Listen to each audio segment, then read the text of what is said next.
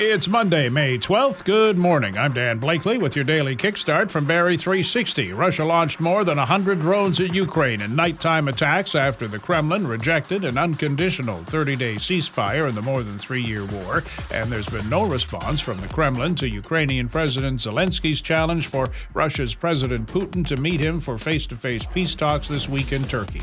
U.S. and Chinese officials say they've reached a deal to roll back most of their recent tariffs and call a 90-day pause to keep talking to resolve their trade dispute. U.S. President Trump last month raised U.S. tariffs on China to a combined 145%. China retaliated by hitting American imports with a 125% levy, the two essentially boycotting each other's products.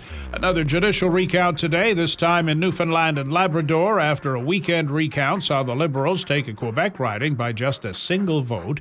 The automatic recount for Terra Nova, the Peninsulas, comes after the Liberal candidate there led the Conservative candidate by just 12 votes. Judicial recounts in 2 Ontario ridings will also begin soon. The Liberals now have 170 seats in the House of Commons, too shy of a majority.